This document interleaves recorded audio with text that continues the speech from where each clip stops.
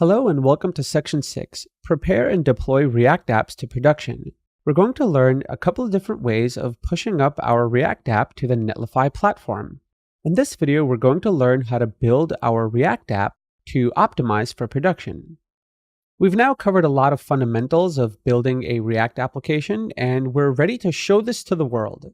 We're going to cover a couple of different ways of deploying this application using a service called Netlify. They offer a few different options that we can choose from, but the reason why I like Netlify is because over the last couple of years, they've done a lot of great work in simplifying developer tools and deployment functionality, and I think they're pretty great. Let's jump into the Create React App documentation page and go into the deployment section. And in order to prepare a production build of our application, we have to run a command called npm run build. What this does is that it creates a package or a bundle of all the different things that we've done, including React router itself, and the components we've created. And it produces some static JS and CSS files that we're going to be pushing up to our servers.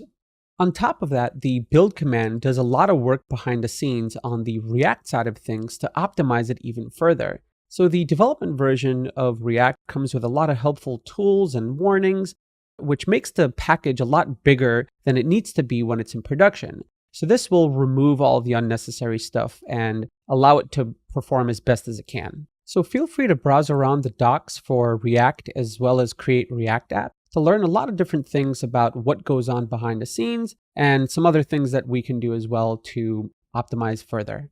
So let's now jump into the terminal and run the npm run build command. And it even tells us here that that's what we should do to create a production build. So I'll hit Control-C to cancel out of that.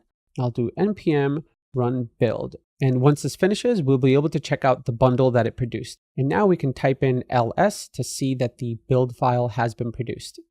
Let's jump over into VS Code or whatever editor you might be using and check out the build directory that's here. And inside of it, we see that there is a static folder that has our generated CSS and JS files. So if we were to click one of these, for example, everything is minified and optimized without us having to worry about it. And we have the index.html file, which is going to be used to serve up all of the assets necessary when loading the page after it's on a server.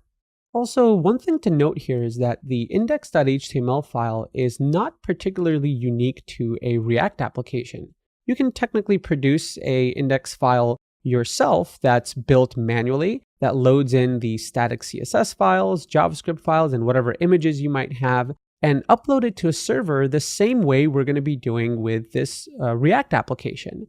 So feel free to take this strategy and apply it to all sorts of other websites.